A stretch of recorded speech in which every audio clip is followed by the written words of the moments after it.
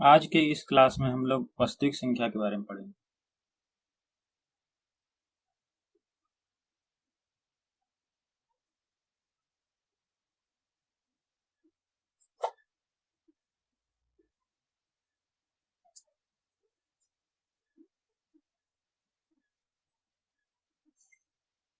वास्तविक संख्या को इंग्लिश में रियल नंबर बोला जाता है।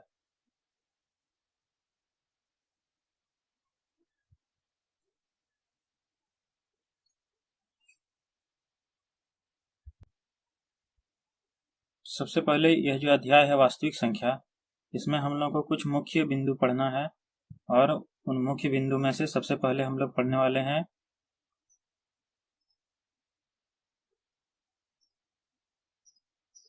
यूक्लिड विभाजन प्रमेयिका।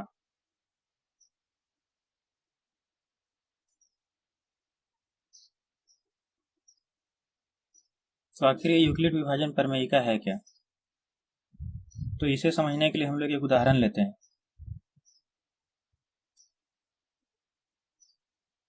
उदाहरण के तौर पे मान लेते हैं कि एक संख्या हमारे पास है 35 और इसे हम लोग भाग करते हैं 3 से। तो इस भाग को करने के लिए हम लोग लिखेंगे इसको 35 और भागा देंगे 3 से। तो 3 का पहाड़ा पढ़ने पे एक घर में 3 आ जाता है और फिर माइनस कर देंगे, यहाँ शून्य बचेगा और 5 उतर जाएगा। उसके बाद फिर से हम लोग 3 का पहाड़ा पढ़ेंगे तो फिर से एक ही घर में आ जाता है 3, यहाँ हम लोग 3 लिख देंगे और घटा कर देंगे। शेषफल कितना होता है? 2। तो यहाँ पे भागफल आया 11, भाजक है 3 और भाज्य हो गया 35 और शेषफल 2 आ गया। ये जो 35 है इसे हम लोग बोलते हैं भाज्य। ये एक उदाहरण हो गया भागा का। और दूसरा उदाहरण हम लोग लेते हैं। दूसरा उदाहरण मान लेते हैं कि 43 ले लेते हैं और इसे हम लोग भाग देते हैं 5 से।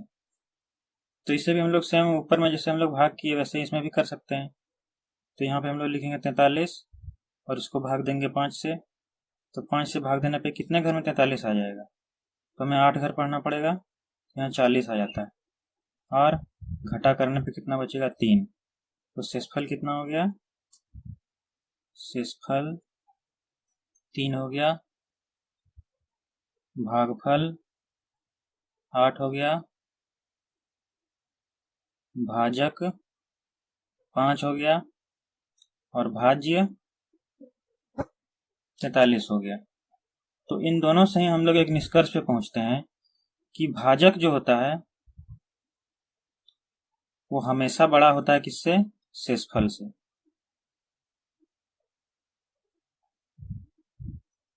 तो इस निष्कर्ष को हम लोग को याद रखना है। यहाँ पे भी आप देख सकते हैं कि 2 जो है वो 3 से छोटा है। 2 यहाँ पे शेषफल है, 3 जो है वो भाजक है और यहाँ पे 5 जो है वो भाजक है और 3 जो है वो शेषफल है। यहाँ पे भी 3 जो है वो 5 से छोटा है और ऊपर में 3 जो है वो 2 से बड़ा है।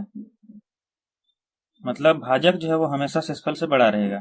और यहाँ भी वही स्थिति है, जो भाजक है वो 3 से बड़ा है। तो इसीलिए हम लोग लिख सकते हैं कि भाजक जो है वो शेषफल से हमेशा बड़ा होता है। भाजक जो है वो शेषफल से हमेशा बड़ा होता है और इसी को हम लोग यूक्लिड विभाजन प्रमेयिका के नाम से जानते हैं। तो यूक्लिड विभाजन प्रमेयिका आखिर कहता क्या है? तो इसको हम लोग लिख सकते हैं कि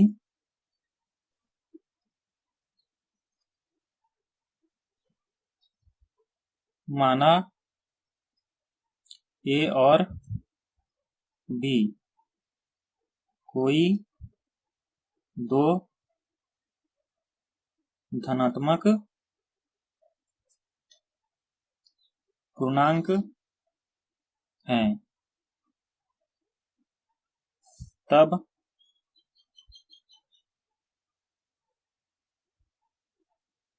दो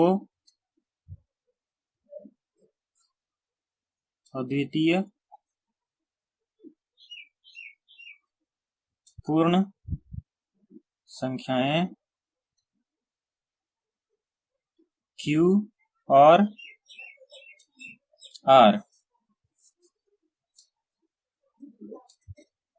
इस प्रकार अस्तित्व रखती हैं कि A बराबर B गुने Q जोड़ R, जहां R जो है वह 0 से बड़ा या बराबर हो सकता है और लेकिन B से हमेशा छोटा होगा। तो यहाँ पे हमें यह ध्यान रखना है कि ये जो A है यह है भाज्य, B जो है वह है भाजक, Q जो है वह है भागफल, R जो है वह है शेषफल। तो उदाहरण में भी हम लोग देखे हैं कि शेषफल जो है हमेशा भाजक से छोटा होता है। यहाँ पे भी शेषफल जो है वो भाजक से छोटा है। तो इसी चीज को हम लिख सकते हैं उदाहरण से। जैसे यहाँ पे यह जो हम लोग लिखे हैं समीकरण, इसके जगह पे हम ऐसे भी लिख सकते हैं जैसे हम लोग ऊपर में भाग दिए थे 35 बराबर 3 गुने 11 जोड़ 2, और जो दूसरा भागा दिए थे उसमें हम लोग लिख सकते हैं उसको 43 बराबर 5 गुने 8 जोड़ 3। तो यूक्लिड विभाजन प्रमेय का यही कहता है कि शेषफल जो होगा वो हमेशा भाजक से छोटा ही होना चाहिए, यानी कि शेषफल जो होगा वो 0 से लेके भाजक से छोटा तक रह सकता है। यानी कि शेषफल जो है उसका मान 0 भी हो सकता है, 0 से बड़ा भी हो सकता है, लेकिन शेषफल जो है वो हमेशा भाजक से छोटा होता है।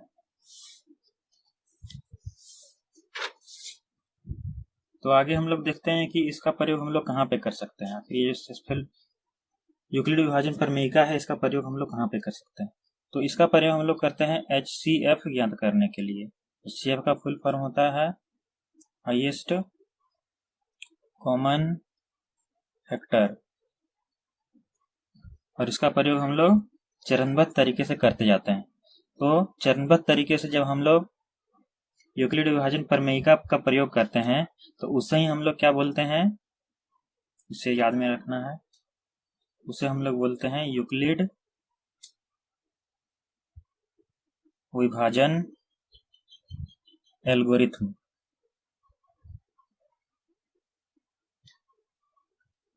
तो आखिर ये यूक्लिड विभाजन एल्गोरिथम है क्या। तो इसके लिए हम लोग एक उदाहरण लेते हैं। जैसे मान लेते हैं कि हमारे पास दिया हुआ है दो संख्या, एक हो गया 72 और दूसरा मान लेते हैं 12। इन दोनों का हम लोग निकालना चाह रहे हैं HCF। तो HCF इसका कैसे निकालेंगे। हम लोग हमेशा से सीखते हैं कि HCF निकालने के लिए हमें बड़ी संख्या को छोटी संख्या से भाग देना होता है, इसलिए हम लोग 72 को 12 से भाग देते हैं। तो भाग देने पे 12 का पहाड़ा हम लोग को कितना घर पढ़ना पड़ेगा, तो 12 ये 72 आ जाएगा, 6 घर में आ जाता है 72। तो इसीलिए यहाँ पे HCF जो है वो 12 है इन दोनों का। लेकिन हमेशा ऐसा संभव नहीं है, कुछ दूसरा उदाहरण हम लोग लेते हैं। उदाहरण के लिए मान लो कि हम लोग HCF निकालना चाह रहे हैं 12 और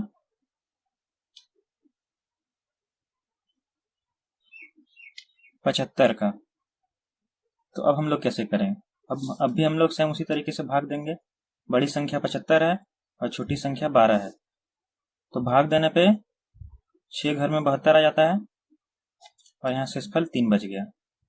तो शेषफल 3 बच गया है, लेकिन हम लोग तब तक भाग देते जाएंगे जब तक कि शेषफल जो है वो 0 नहीं आ जाए। तो यहाँ पे 0 नहीं आएगा, तो इसलिए अब हम लोग क्या करेंगे, भागा बंद कर देते हैं और अब की बार हम लोग दूसरे बार में 3 जो है उसको भाजक रखेंगे और 12 जो है उसको भाज्य बना देंगे और फिर से भाग देते हैं।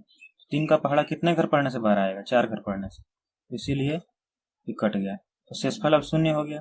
तो अंतिम जो भाजक होता है वही क्या होता है, HCF।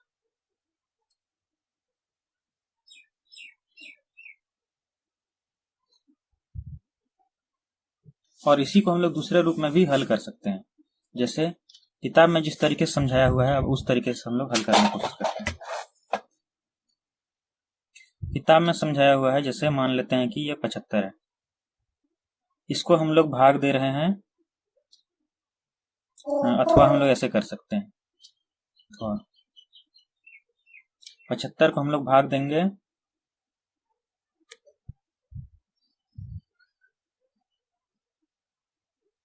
12 से। तो 75 को जब हम लोग 12 से भाग देते हैं तो भागफल कितना आता है, 6, और 6 घर में 72 हो जाता है, तो शेषफल कितना बच गया, 3। ये हो गया पहला चरण, फर्स्ट स्टेप। अब दूसरा स्टेप हम लोग क्या करेंगे, यहाँ जो 12 है उसको हम लोग भाज्य बना देते हैं, और 3 जो है उसको भाजक बना देते हैं, और फिर से हम लोग भागा शुरू करते हैं, यानी कि यूक्लिड विभाजन प्रमेयिका का प्रयोग करते हैं। तो इस बार क्या हो जाएगा, 3 का कितना का पहाड़ा, 3 का पहाड़ा कितना घर पढ़ने से बाहर आएगा, 4 घर पढ़ने से, तो यहाँ पे 4 लिखते हैं, और शेषफल क्या आ गया, 0। ये हो गया सेकेंड स्टेप। तो इसीलिए अंतिम जो भाजक है वो क्या है, 3 है, तो हम लोग का HCF जो है वो कितना आ गया, 3। ये दोनों ही विधि सेम है, बस लिखने का जो तरीका है वो अलग। तो इस प्रकार से हम लोग यूक्लिड विभाजन प्रमेयिका और यूक्लिड विभाजन एल्गोरिथम का प्रयोग करके HCF जो है वह ज्ञात कर सकते हैं। तो आप लोगों के लिए एक प्रश्न है HCF निकालना है 225 और 135 का, और इसका आंसर आएगा 45। तो इसे स्वयं से हल करें और चेक करें कि हल करने आ रहा है।